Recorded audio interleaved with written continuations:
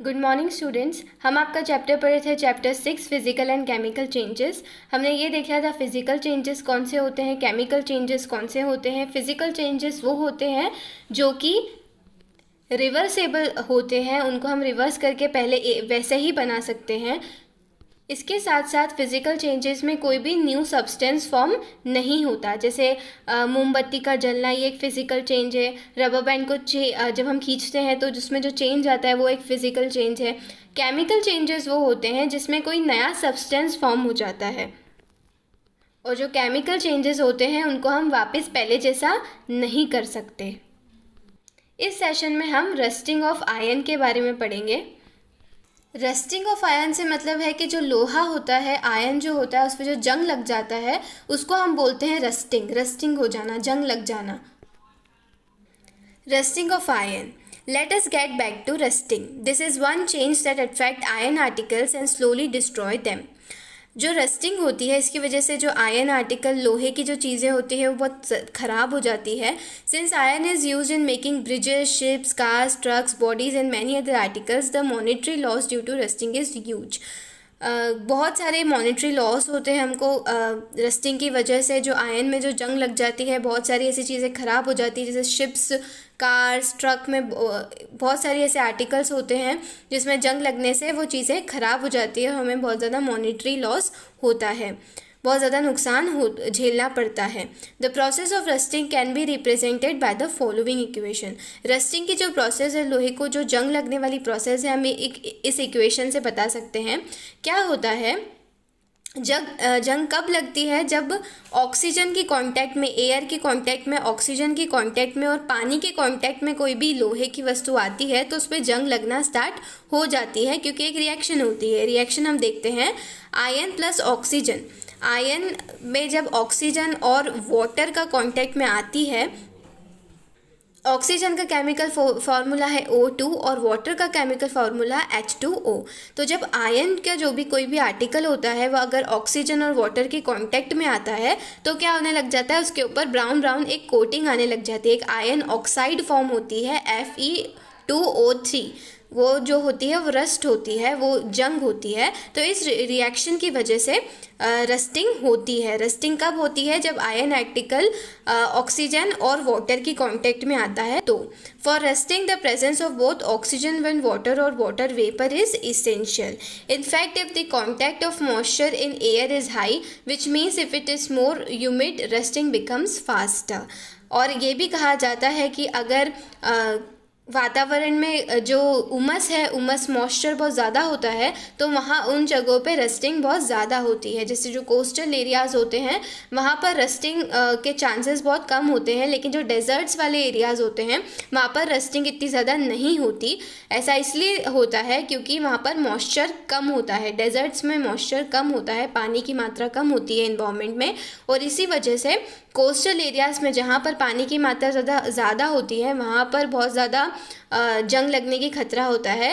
वहाँ पर बहुत जल्दी जंग लग जाती है चीज़ों पे, लेकिन जो डेजर्ट्स वाला इलाका होता है वहाँ पर चीज़ों पे जंग इतनी जल्दी नहीं लगती, एकदम स्लो प्रोसेस होती है वहाँ पर। So how do we prevent rusting? तो रस्टिंग एक समस्या है, एक प्रॉब्लम है, तो हम इससे कैसे बच सकते हैं? Prevent iron article from coming in contact with oxygen और वाटर और बोथ।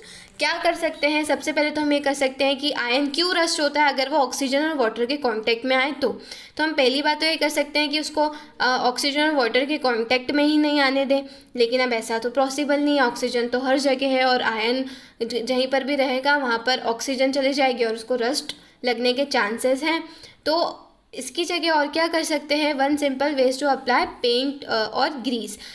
क्या कर सकते हैं हम? पेंट या फिर ग्रीस अप्लाई कर देते हैं। कोई भी आयरन का आर्टिकल हमारे घरों में लगा होता है, कहीं पर भी हमारे गेट वगैरह होते हैं आयरन के, तो क्या होता है उसमें पेंट कर दिया जाता है, ब्लैक कलर का पेंट कर दिया जाता है ताकि उसमें रस्टिंग ना हो। और फिर थोड़े समय के बाद हम देखते हैं कि जैसे ही पेंट निकलने लगता है तो रस्टिंग वहाँ पर होने लग जाती है, क्योंकि वाटर और ऑक्सीजन के कांटेक्ट में जैसे आता है रस्टिंग होना स्टार्ट हो जाती है। तो सबसे पहली चीज़ हम कर सकते हैं, पेंट कर सकते हैं, ग्रीस अप्लाई कर सकते हैं उसके ऊपर। नॉर्मली हम यही चीज़ करते हैं, लेकिन इसकी जगह और क्या कर सकते हैं? उसके ऊपर एक दूसरी मेटल्स की कोटिंग लगा सकते हैं जो कि रस्ट नहीं होती, जैसे क्रोमियम हो गया, जिंक हो गया, उसके ऊपर हम उस वाले मेटल्स की कोटिंग लगा देंगे तो फिर आयन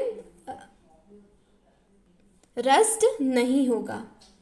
तो this process of depositing a layer of zinc on ion is called galvanisation.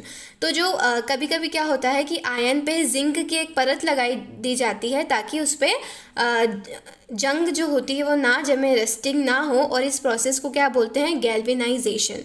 The iron pipes we use in our homes to carry water are galvanized to prevent rusting।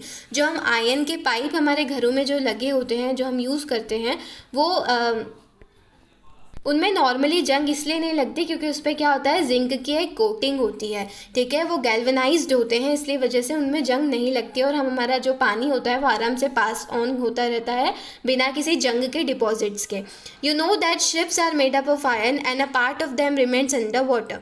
On the part above water also water drops keep cringing to a ship's outer surface. Moreover, the water of the sea contains many salts. The salt water makes the process of rust formation faster. जो normal water होता है उसमें rusting वाली process थोड़ी slow होती है, लेकिन जो सॉल्ट वाटर होता है, सॉल्ट मतलब जो समुद्र में जो पानी होता है जिसमें बहुत ज़्यादा नमक होता है, तो वहाँ पर जो रस्टिंग की प्रोसेस जो होती है, जंग लगने की प्रोसेस बहुत जल्दी होती है। Therefore ships suffer a lot of damage from rusting in spite of being painted. क्या इसी वजह से जो शिप्स होती हैं उन पर बहुत जल्दी जंग लग जाता है, क्योंकि भले ही उनको पेंट कर दिया जाता है उसके बाद भी उन पर जंग लग जाता है, क्योंकि सॉल्ट वाटर में बहुत ज़्यादा जल्दी जंग लगने के चांसेस होते हैं। So much so that a fraction of ships iron has to be replace every year. Can you imagine the monetary loss to the world. और इतना ज़्यादा नुकसान करता है ये शिप्स को कि हर वक्त बहुत सारे पार्टिकल्स शिप्स में चेंज करने पड़ते हैं, हर साल बहुत सारी चीज़ें शिप्स में चेंज करनी पड़ती है। तो सोचो कितना हमें पैसों वाले का नुकसान होता होगा हर शिप्स में चेंज करने में। तो आयन जो है बहुत बड़ी प्रॉब्लम है, आयन की जो रस्टिंग है बहुत बड़ी प्रॉब्लम है। एक जो ब्लू कलर की कोटिंग में आपको दे रखा है ये बहुत इंपॉर्टेंट है। हमारे घरों में हम जो यूज़ करते हैं स्टेनलेस स्टील जो होता है, स्टील बनता है। Steel is made by mixing iron with carbon and metals like chromium, निकल and manganese. It does not rust. तो जो स्टील हम यूज़ करते हैं, स्टेनलेस स्टील आता है, वो इतनी आसानी से रस्ट नहीं होता, वो रस्ट होता ही नहीं है। वो कैसे बना होता है? आयरन होता है लेकिन उसमें दूसरी मेटल्स मिलाई जाती है। कार्बन एक कार्बन मिलाया जाता है, दूसरी बहुत सारी मेटल्स मिलाई जाती है, जैसे क्रोमियम, निकल, मैग्नीज, ये सारी मेटल्स उसमें मिलाई जाती है ताकि उसमें रस्ट ना हो।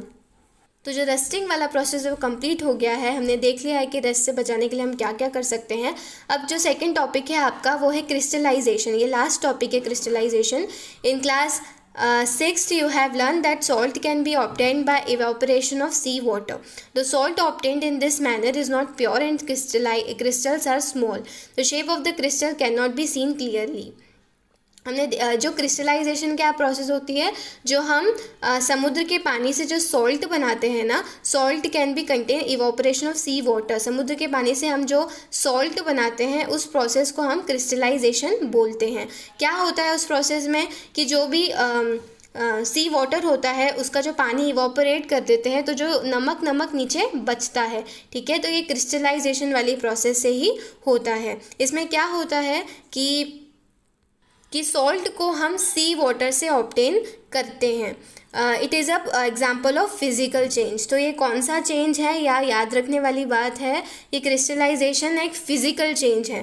फ़िज़िकल चेंज क्यों है? क्योंकि हम सी वाटर से हम सॉल्ट बना सकते हैं, लेकिन सॉल्ट में हम पानी डाल के वापस सी वाटर भी बना सकते हैं, है ना, वापस से नमक का खारा पानी बना सकते हैं। इसलिए एक फ़िज़िकल चेंज है, इसमें कोई नया सब्सटेंस फॉर्म नहीं हो रहा है।